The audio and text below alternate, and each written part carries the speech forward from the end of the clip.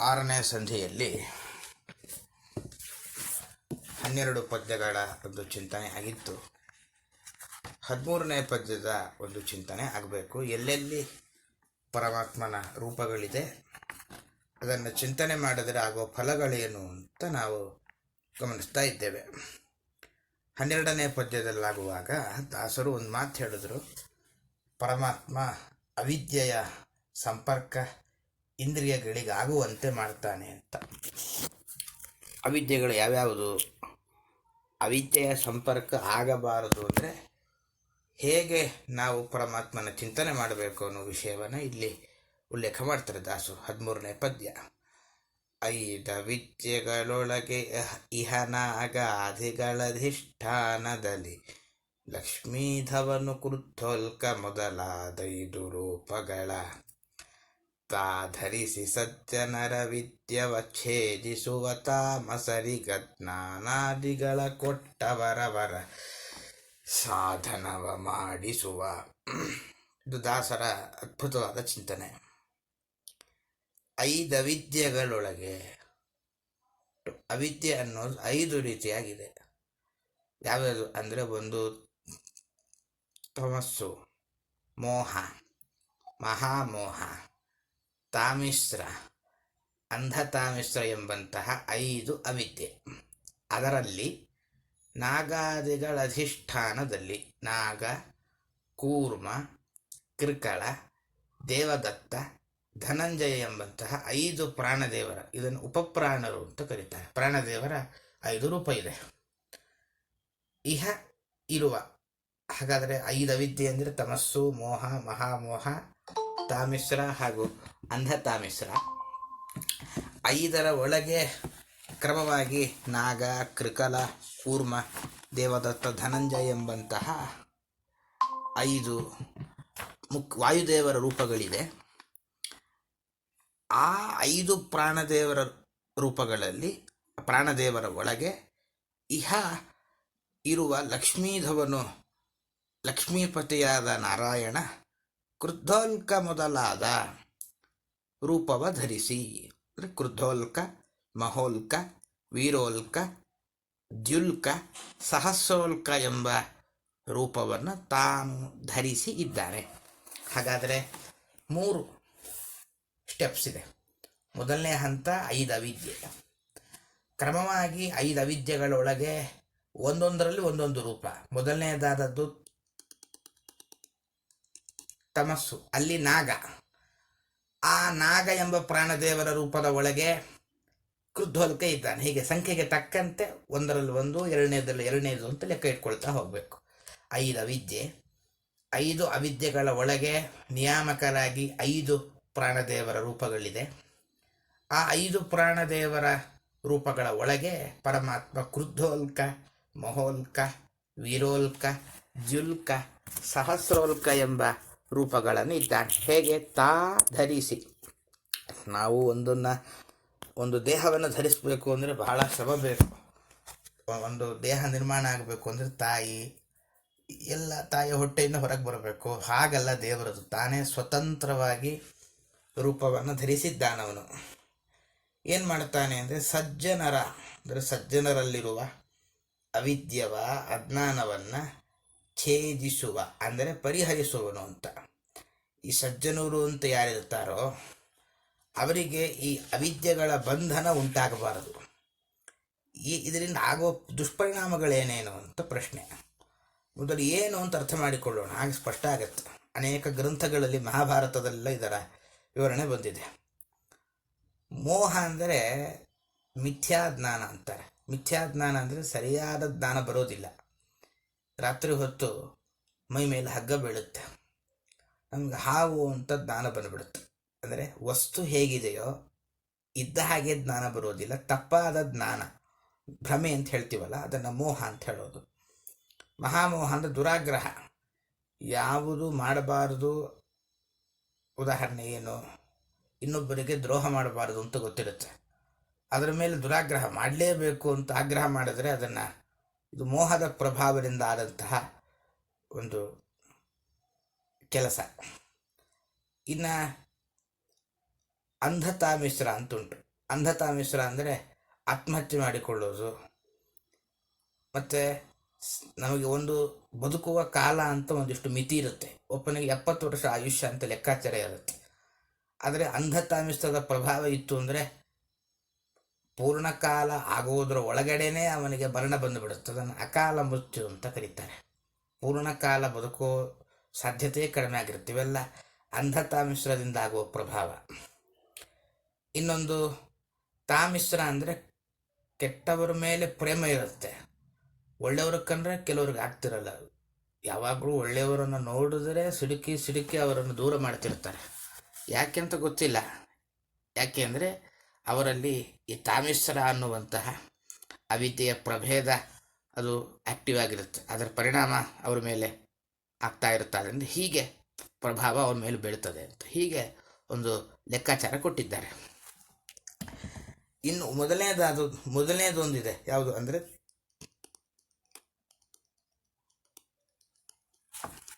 ಅಜ್ಞಾನ ಇರುತ್ತೆ ನಮಗೆ.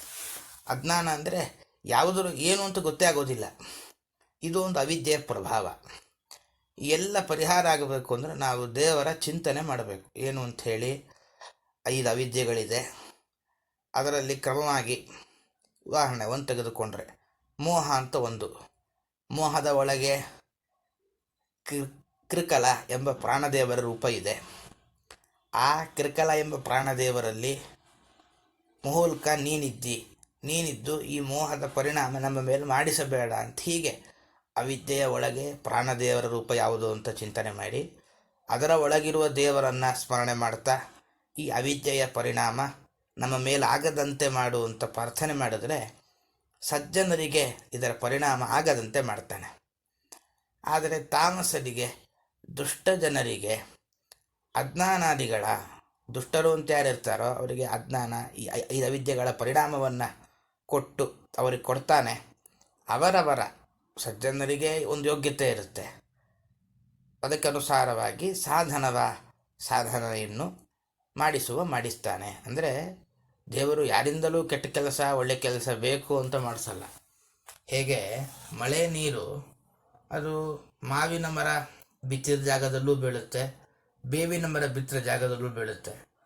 ಹಣ್ಣಿನ ಸ್ವಭಾವ ಮಾವು ಸಿಹಿ ಆಗುತ್ತೆ, ಬೇವು ಕಹಿಯಾಗಿರುತ್ತೆ. ಅದು ಮಳೆ ನೀರಿನ ಪಕ್ಷಪಾತ ಅಂತ ಯಾರೂ ಹೇಳೋದಿಲ್ಲ. ದಾಸರೇ ಕೊಟ್ಟ ದೃಷ್ಟ ಅಂತ ಹಿಂದಿನ ಸಂಧಿಯಲ್ಲಿ ಬಂದಿತ್ತು. ಅದರಿಂದ ಸಜ್ಜನರ ಯೋಗ್ಯತೆ ತಕ್ಕಂತೆ ಅವರಿಂದ ಪುಣ್ಯ ಮಾಡಿಸ್ತಾನೆ, ದುಷ್ಟರ ಯೋಗ್ಯತೆಗೆ ತಕ್ಕಂತೆ ಅವರಿಂದ ಕೆಟ್ಟ ಕೆಲಸ ಮಾಡಿಸ್ತಾನೆ. ದೇವರಿಗೆ ಯಾವುದರ ಅಟ್ಯಾಚ್ಮೆಂಟ್ ಇಲ್ಲ, ಯಾವುದೇ ಶ್ರಮನೂ ಇಲ್ಲ, ಅನಾಯಾಸವಾಗಿ ಎಲ್ಲ ಕೆಲಸ ಮಾಡಿಸ್ತಾನೆ. ಆದ್ದರಿಂದ ನಮಗೂ ಅವಿದ್ಯೆಯ ಬಂಧನ ಆಗಬಾರದು ಅಂದರೆ 5 ಅವಿದ್ಯೆಗಳು ಯಾವುದು, ಅಲ್ಲಿ ಕ್ರಮವಾಗಿ ರೂಪಗಳ ಸಂಖ್ಯೆ ಇಟ್ಕೊಳ್ಬೇಕು. 1, 2, 3, 4, 5 ಅಂತ ಪಟ್ಟಿ ಇರುತ್ತೆ. ನಾಗ ಕೂರ್ಮ ಒಂದರಲ್ಲಿ 1 ಅಂತ ಹೀಗಿಟ್ಟುಕೊಂಡು 5 ಅವಿದ್ಯೆಗಳಲ್ಲಿ ಪ್ರಾಣದೇವರಿದ್ದಾರೆ, ಅಲ್ಲಿ ಪರಮಾತ್ಮ ಇದ್ದಾನೆ. ಇದರ ಬಂಧನ ನಮಗಾಗದಂತೆ ಮಾಡುವಂಥ ಪ್ರಾರ್ಥನೆ ಮಾಡಬೇಕು. ಆಗ ಈ 5 ಅವಿದ್ಯೆಗಳ ಪರಿಣಾಮ ನಮ್ಮ ಮೇಲೆ ಉಂಟಾಗೋದಿಲ್ಲ ಅಂತ ಇದರ ಅಭಿಪ್ರಾಯ. ಪ್ರಶ್ನೋತ್ತರ ಸುಲಭ. 5 ಅವಿದ್ಯೆ ಯಾವುದು ಅಂತಂದರೆ ಮೋಹ, ಮಹಾಮೋಹ, ಹೀಗೆಲ್ಲ. ದುಷ್ಟರಿಗೆ ಸಾಧನೆ ಹೇಗೆ ಮಾಡಿಸ್ತಾನೆ ಅಂದರೆ ಅಜ್ಞಾನ, ದೇವರ ಜ್ಞಾನವೇ ಕೊಡೋದಿಲ್ಲ. ವಿಪರೀತ ಜ್ಞಾನ, ದೇವರು ಇಲ್ಲ ಅಥವಾ ದೇವರಲ್ಲಿ ದೋಷಗಳಿದೆ ಅಂತ ಭ್ರಮೆಯನ್ನು ಕೊಟ್ಟು ಅವರಿಂದ ಕೆಲಸ ಮಾಡಿಸ್ತಾನೆ. 5 ಅವಿದ್ಯೆಗಳಲ್ಲಿರುವ ಪರಮಾತ್ಮನ ರೂಪ ಯಾವುದು ಅಂದರೆ ಕೃದ್ಧೋಲ್ಕ, ಮಹೋಲ್ಕ, ವೀರೋಲ್ಕ, ದುಲ್ಕ ಮೊದಲಾದ 5 ರೂಪ ಅಂತ ಇಷ್ಟು ಹೇಳಿ ಕೆಲವು ಪ್ರಾಣಿಗಳಲ್ಲಿ ದೇವರ ಚಿಂತನೆ ಮಾಡುವ ವಿಧಾನ ಹೇಳ್ತಾರೆ 14ನೇ ಪದ್ಯದಲ್ಲಿ. ಗೋವುಗಳೊಳುದ್ಗೀತನಿಹ ಪ್ರಸ್ತಾವ ಹಿಂಕಾರೆರಡು ರೂಪದೆ ಆವಿ ಅಜಗಳೊಳಿಹನು ಪ್ರತಿಹಾರಾಹ್ವಯಗಳೊಳು ಜೀವನಪ್ರದ ನಿಧನ ಮನುಜರೊಳಿ ವಿಧದೊಳಿಹ ಪಂಚಸಾಮವ ಜಾವಕ್ಕೆ ನೆನೆವರಿಗೆ 5 ಜನ್ಮಗಳ. ಸಾಮಾನ್ಯ ಹಸು ನಾವು ಬಹಳ ಗೌರವ ಕೊಡ್ತೀವಿ ಹಸುವಿಗೆ. ನಮ್ಮ ಸಂಸ್ಕೃತಿಯಲ್ಲಿ ಹಸುವಿನ ಸ್ಥಾನ ಬಹಳ ದೊಡ್ಡದು. ಯಾಕೆ ಆ ಸ್ಥಾನ ದೊಡ್ಡದು ಅಂತಂದರೆ ದಾಸರು ಹೇಳ್ತಾರೆ, ಗೋವುಗಳೊಳು ಅಂದರೆ ಆಕಳಿನಲ್ಲಿ ಉದ್ಗೀತ ಎಂಬ ಹೆಸರಿನ ನಾರಾಯಣ ಇದ್ದಾನೆ. ಯಾವುದಾದರೂ ಹಸು ಕಂಡಿತು ಅಂದರೆ ಈ ನಾರಾಯಣ ಇದ್ದಾನೆ ಅಂತ ಚಿಂತನೆ ಮಾಡಬೇಕು. ಅವನಿಗೆ ಉದ್ಗೀತ ಅಂತ ಹೆಸರಿದೆ. ಯಾಕೆಂದರೆ ಅವನು ಎಲ್ಲರಿಗಿಂತಲೂ ಉತ್ತಮ, ಆದ್ದರಿಂದ ಅವನಿಗೆ ಉದ್ಗೀತ ಅಂತ ಹೆಸರು. ಅಥವಾ ಸಾಮವೇದ ಏನುಂಟೋ ಅದರಿಂದ ಹೇಳಲ್ಪಡ್ತಾನಾದ್ದರಿಂದ ಸಾಮಗಾನದ ಮೂಲಕ, ಸಾಮವೇದದ ಮೂಲಕ ಹಾಡಲ್ಪಡ್ತಾನೆ. ಪರಮಾತ್ಮನನ್ನು ಕುರಿತು ಸಾಮವೇದ ಅಂದರೆ ಹಾಡಿನ ರೂಪದಲ್ಲಿ ಹೇಳುವುದೇ ಸಾಮವೇದ. ಅದರಿಂದ ಸಾಮಗಾನದಿಂದ ಹಾಡಲ್ಪಡುವವಾದ್ದರಿಂದ ಅವನಿಗೆ ಉದ್ಗೀತ ಅಂತ ಹೆಸರು. ಮತ್ತು ಎಲ್ಲ ಕಡೆ ಇದ್ದಾನೆ. ಈ ಮೂರು ಕಾರಣದಿಂದ ಅವನಿಗೆ ಉದ್ಗೀತ ಅಂತ ಹೆಸರು. ಆ ಉದ್ಗೀತ ಎಂಬ ಹೆಸರಿನ ನಾರಾಯಣನನ್ನು ಹಸುವಿನಲ್ಲಿ ಇದ್ದಾನೆ ಅಂತ ಚಿಂತನೆ ಮಾಡಬೇಕಂತೆ. ಅವನಿಗೆ ಗೋ ಅಂತಲೂ ಹೆಸರಿದೆ. ಯಾಕೆ ಅಂದರೆ ಸಜ್ಜನರಿಗೆ ಮೋಕ್ಷ ಕೊಡ್ತಾನೆ, ಸದ್ಗತಿಗೆ ಕಾರಣ. ಆದ್ದರಿಂದ ಅವನಿಗೆ ಗೋ ಅಂತ ಹೆಸರಿದೆ. ಇನ್ನು ಪ್ರಸ್ತಾವ ಎಂಬ ಹೆಸರಿನ ವಾಸುದೇವನು ಆವಿ. ಆವಿ ಅಂತಂದರೆ ಆವಿ ಎಂಬ ಹೆಸರಿನಿಂದ ಆಡು ಏನಿರ್ತದೋ ಅದರ ಒಳಗಿದ್ದು ಅದರ ಮೈ ಮೇಲೆ ಒಂದು ರೀತಿಯ ಚರ್ಮ ಕೊಟ್ಟು ನಮ್ಮನ್ನು ರಕ್ಷಣೆ ಮಾಡ್ತಾನೆ. ಅರ್ಥ ಆಗೋದಿಲ್ಲ. ಆಡಿನಲ್ಲಿ ವಾಸುದೇವ ಇದ್ದಾನೆ, ನಮ್ಮ ರಕ್ಷಣೆ ಹೇಗಾಯಿತು ಅಂತ ಪ್ರಶ್ನೆ.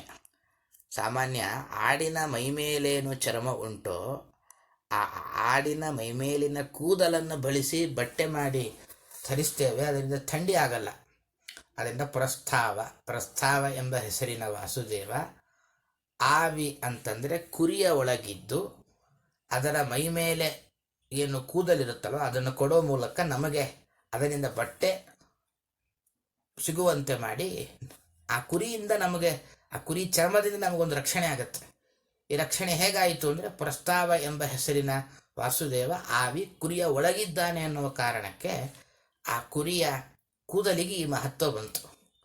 ಪ್ರಸ್ತಾವ ಅಂತ ಯಾಕೆ ಹೆಸರು ಅಂತಂದರೆ ಅವನು ಮೊದಲ ಅವತಾರ ಅಂತ. ಅವತಾರ ಅಂದರೆ ದೇವರ ಒಂದು ರೂಪ ಇರುತ್ತೆ, ಮೂಲ ರೂಪ. ಅದನ್ನು ಪದ್ಮನಾಭ ಅಂತ ಕರೀತಾರೆ. ಆ ರೂಪದಿಂದ ಕೆಲವು ರೂಪ ಹೊರಗೆ ಬರ್ತಾವೆ, ಅದನ್ನು ಅವತಾರ ರೂಪಗಳು ಅಂತ ಕರೀತಾರೆ. ಮನೆ, ಇದು ಅರ್ಥ ಮಾಡಿಕೊಳ್ಬೇಕು ಅಂದರೆ ಮನೆ ದೃಷ್ಟ ಅಂತ ಸರಿ. ನಮಗೆ ಬಾಗಿಲ ಒಳಗೆ ಹೋದರೆ ಒಬ್ಬ ವ್ಯಕ್ತಿ ಹೋದ ಅಂತ ಹೇಳ್ತೀವಿ. ಅದೇ ಅವತಾರ ಅಂದರೆ ಬಾಗಿಲ ಒಳಗಿನಿಂದ, ಮನೆಯ ಬಾಗಿಲಿಂದ ಒಬ್ಬ ವ್ಯಕ್ತಿ ಹೊರಗೆ ಬಂದಂತೆ ಪರಮಾತ್ಮನ ಮೂಲ ರೂಪ ಇರುತ್ತೆ, ಅದನ್ನು ಪದ್ಮನಾಭ ಅಂತ ಕರೀತಾರೆ. ಆ ರೂಪದಿಂದ ಕೆಲವು ರೂಪಗಳು ಹೊರ ಬರ್ತಾವೆ. ಮೊದಲು ಬಂದದ್ದು ವಾಸುದೇವ ಅಂತ ರೂಪ ಅಂತ, ಅದರಿಂದ ಅದಕ್ಕೆ ಪ್ರಸ್ತಾವ ಅಂತ ಹೆಸರು. ಆ ರೂಪದಿಂದ ಕುರಿಯ ಒಳಗಿರ್ತಾನೆ ವಾಸುದೇವ. ಅದರ ಮೈಮೇಲೆ ಕುರಿಯ ಕೂದಲೇನುಂಟು ಅದರಲ್ಲಿದ್ದು ಅದರಿಂದ ನಮಗೆ ಥಂಡಿ ಆಗದಂತೆ ರಕ್ಷಣೆ ಮಾಡ್ತಾನೆ. ಇದು ದೇವರ ವೈಶಿಷ್ಟ್ಯ. ಅವನಿಗೆ ಆವಿ ಅಂತ ಹೆಸರು. ಯಾಕೆಂದರೆ ನಮ್ಮ ರಕ್ಷಣೆ ಮಾಡ್ತಾನೆ ಅನ್ನುವ ಅರ್ಥದಿಂದ ಅವನಿಗೆ ಆವಿ ಅಂತಲೂ ಹೆಸರಿದೆ. ಇನ್ನು ಅಜಗಳೋಳು ಅಜ ಅಂದರೆ ಆಡು. ಆಡಿನ ಒಳಗೆ ಹಿಂಕಾರ ಎಂಬ ಹೆಸರಿನ ಪ್ರದ್ಯುಮ್ನ ಇದ್ದಾನಂತೆ. ಈ ಹಿಂಕಾರ ಅಂತ ಯಾಕೆ ಹೆಸರು ಅಂದರೆ ಅವನು ಸೃಷ್ಟಿ ಮಾಡ್ತಾನೆ. ಯಾಕೆಂದರೆ ಜಗತ್ತೇ ಇಲ್ಲ ಅಂತಾಗಿದ್ದರೆ ನಾವೆಲ್ಲ ಉಸಿರಾಡ್ತೇವೆ, ಎಲ್ಲ ವಸ್ತುವನ್ನು ಬಳಸ್ತೇವೆ, ನೋಡ್ತೇವೆ. ಇವೆಲ್ಲ ಹೇಗಾಗಿದೆ? ಜಗತ್ತು ಅಂತ ಒಂದಿದೆ ಅನ್ನುವ ಕಾರಣಕ್ಕೆ ಇಷ್ಟೆಲ್ಲ ಆಗಿದೆ. ಒಮ್ಮೆ ಕಲ್ಪನೆ ಮಾಡಿಕೊಳ್ಳೋಣ, ಜಗತ್ತೇ ಇಲ್ಲ ಅಂತಾಗಿಬಿಟ್ರೆ ಇವೆಲ್ಲ ಆಗ್ಲಿಕ್ಕೆ ಸಾಧ್ಯನಾ? ಯಾವುದೂ ಆಗೋದಿಲ್ಲ. ಅದರಿಂದಾಗಿ ಹಿಂಕಾರ ಅಂದರೆ ಸೃಷ್ಟಿ ಮಾಡ್ತಾನೆ. ಅದರಿಂದ ಪ್ರದ್ಯುಮ್ನನಿಗೆ ಹಿಂಕಾರ ಅಂತ ಹೆಸರು. ಆ ರೂಪದ ಪ್ರದ್ಯುಮ್ನ. ಆವಿ ಅಂದರೆ ಆಡಿನ ಒಳಗಿದ್ದು ಆ ಪ್ರಾಣಿ ಒಳಗಿದ್ದಾನೆ. ಅದನ್ನು ನಾವೆಲ್ಲಾದರೂ ಆಡನ್ನು ನೋಡಿದ್ರೆ ಅಲ್ಲಿ ಪ್ರದ್ಯುಮ್ನ ಇದ್ದಾನೆ ಅಂತ ದೇವರ ನೆನಪು ಮಾಡಿಕೊಳ್ಬೇಕು. ಅವನಿಗೆ ಅಜ ಅಂತ ಹೆಸರಿದೆ. ಯಾಕೆ ಅವನಿಗೆ ಅಜ ಅಂತ ಹೆಸರಿದೆ ಅಂತಂದರೆ ಅದಕ್ಕೆ ಹೀಗೆ ಒಂದು ಕಾರಣ ಕೊಡ್ತಾರೆ. ನಾವೇನು ಯಜ್ಞ ಮಾಡ್ತೀವಿ, ಹೋಮ ಇಲ್ಲ, ಆ ಯಜ್ಞಗಳಿಂದ ಆರಾಧನೆ ಮಾಡೋದು ದೇವರನ್ನು. ಅದರಿಂದ ಅಜ ಅಂತಂದರೆ ಅವನಿಗೆ ಹುಟ್ಟಿಲ್ಲ, ಈ ಅರ್ಥ ಇಟ್ಕೊಳ್ಳೋಣ. ಅಜ ಅಂದರೆ ಎಲ್ಲ ಒಳ್ಳೆಯ ಕಾರ್ಯಗಳಿಂದ ಪೂಜಿಸಲ್ಪಡುವವ, ಆದ್ದರಿಂದ ಅವನಿಗೆ ಅಜ ಅಂತ ಹೆಸರು. ಅಥವಾ ಅವನಿಗೆ ಹುಟ್ಟಿಲ್ಲ, ಆದ್ದರಿಂದ ಆಡಿನ ಒಳಗೆ ಪ್ರದ್ಯುಮ್ನ ಇದ್ದಾನೆ. ಅಂದರೆ ಯಾವುದೇ ಒಂದು ಪ್ರಾಣಿಗಳನ್ನು ಕಂಡು ಅಲ್ಲಿ ದೇವರ ಸನ್ನಿಧಾನ ಇದೆ ಅಂತ ಚಿಂತನೆ ಮಾಡಬೇಕು ಅಂತಿದರ ಅಭಿಪ್ರಾಯ. ಇನ್ನೊಂದು ಯಾವುದು ಅಂದರೆ ವೇಗವಾಗಿ ಓಡುವ ಪ್ರಾಣಿ ಅಂದರೆ ಅದು ಅಶ್ವಗಳು ಅಂತ ಕರಿತೇವೆ, ರಾಜರು ಬಳಸೋದು. ಪ್ರತಿಹಾರ ಅಹ್ವ ಹಯಗಳೋಳು ಅಂತ. ಹಯಗಳೋಳು ಅಂದರೆ ಅಶ್ವ ಅಂತ ಕರೆಸಿಕೊಂಡು ಪ್ರಾಣಿ ಏನಿರುತ್ತೋ, ವೇಗವಾಗಿ ಓಡುವ ಪ್ರಾಣಿಗಳು ಯಾವುದಿರುತ್ತೋ ಅವೆಲ್ಲ ಇಟ್ಕೊಳ್ಬೇಕು. ಅದರಲ್ಲಿ ಪ್ರತಿಹಾರ ಅಹ್ವ, ಪ್ರತಿಹಾರ ಎಂಬ ಹೆಸರಿನ ಅನಿರುದ್ಧ ಇದ್ದಾನಂತೆ. ಅವನಿಗೆ ಹಯ ಅಂತ ಹೆಸರಿದೆ ದೇವರಿಗೆ. ಯಾಕೆ ಹಯ ಅಂತ ಹೆಸರು? ವೇಗವಾಗಿ ಎಲ್ಲ ಕಡೆ ಕೆಲಸ ಮಾಡಿಸ್ತಾನಾದ್ರಿಂದ ಅವನಿಗೆ ಹಯ ಅಂತ ಹೆಸರು. ಮತ್ತು ಅನಿರುದ್ಧನಿಗೆ ಪ್ರತಿಹಾರ ಅಂತ ಹೆಸರು ಬಂತು. ಪ್ರತಿಹಾರ ಅದರ ಅರ್ಥ ಏನು ಅಂದರೆ ಪ್ರತಿಯೊಬ್ಬರಿಗೂ ಕೂಡ ದೇಹವನ್ನು ಕೊಟ್ಟು ರಕ್ಷಣೆ ಮಾಡ್ತಾರೆ. ವೈದ್ಯರಿರ್ತಾರೆ, ಅವರು ದೇಹವನ್ನು ಕೊಟ್ಟು ರಕ್ಷಣೆ ಮಾಡಲ್ಲ, ಇರುವ ದೇಹದಲ್ಲಿ ಏನು ಪರಿಣಾಮ ಆಗದಂತೆ ಮಾಡ್ತಾರೆ. ಹೊಸದಾಗಿ ದೇಹವನ್ನೇ ಕೊಟ್ಟು ರಕ್ಷಣೆ ಮಾಡುವ ಅಂದರೆ ಪರಮಾತ್ಮ. ಆದ್ದರಿಂದ ವೇಗವಾಗಿ ಓಡುವ ಪ್ರಾಣಿಗಳಲ್ಲಿ ಹಯ ಅಂದರೆ ವೇಗವಾಗಿ ಓಡುವ ಪ್ರಾಣಿ. ಅದರಲ್ಲಿ ಪ್ರತಿಹಾರಾಹ್ವ, ಪ್ರತಿಹಾರ ಎಂಬ ಹೆಸರಿನ ಅನಿರುದ್ಧ ಇದ್ದಾನೆ ಅಂತ ಭಾವಿಸಬೇಕು. ಇನ್ನು ಮನುಷ್ಯನಿಗೆ ಬರ್ತಾರೆ. ಜೀವನಪ್ರದ, ಜೀವನವನ್ನು ಕೊಡುವುದರಿಂದ, ಹಾಗೆ ನಿಧನ, ಎಲ್ಲವನ್ನು ಸಂಹಾರ ಮಾಡಿರುವುದರಿಂದ ನಿಧನ ಎಂಬ ಹೆಸರಿನ ಸಂಕರ್ಷಣ ಮನುಜರೊಳು, ಮನುಷ್ಯರಲ್ಲಿ ಇದ್ದಾನೆ. ಅಂದರೆ ಮನುಷ್ಯರಲ್ಲಿ ಸಂಕರ್ಷಣ ಇದ್ದಾನೆ. ಅವನೇನು ಮಾಡ್ತಾನೆ? ಅವರವರ ಯೋಗ್ಯತೆಗೆ ಅನುಗುಣವಾಗಿ ಒಂದು ತರಹದ ಪೂರ್ಣತೆ ಕೊಡ್ತಾನೆ. ಒಬ್ಬರು ತುಂಬ ಬುದ್ಧಿವಂತರಿರ್ತಾರೆ, ಒಬ್ಬರು ಮಧ್ಯಮ ಹಂತದ ಬುದ್ಧಿವಂತರಿರ್ತಾರೆ, ಒಬ್ಬರಿಗೇನು ಬುದ್ಧಿ ಇರೋದಿಲ್ಲ, ಅವರಿಗೆ ಸ್ಕಿಲ್ ಚೆನ್ನಾಗಿರುತ್ತೆ. ಅವರವರ ಯೋಗ್ಯತೆಗೆ ತಕ್ಕಂತೆ ಪೂರ್ಣತೆ ಕೊಡ್ತಾನೆ ಸಂಕರ್ಷಣ. ಅವನಿಗೇನು ಹೆಸರು ಅಂದರೆ ಅವನಿಗೆ ಹೆಸರು ಏನಂತಾರೆ? ಅವನಿಗೆ ನಿಧನ ಅಂತ ಹೆಸರು. ಯಾಕೆಂದರೆ ಎಲ್ಲವನ್ನು ಕೊನೆಗೆ ಸಂಹಾರ ಮಾಡ್ತಾನಾದ್ದರಿಂದ ಅವನಿಗೆ ನಿಧನ ಎಂಬ ಹೆಸರಿನ ಸಂಕರ್ಷಣ ಮನುಷ್ಯರ ಒಳಗಿದ್ದಾನೆ ಅಂತ. ಹೀಗೆ ಈ ವಿಧದೊಳಿಹ ಪಂಚಸಾಮವ, ಇದಕ್ಕೆ 5 ಸಾಮರೂಪಗಳು ಅಂತ ಹೆಸರು.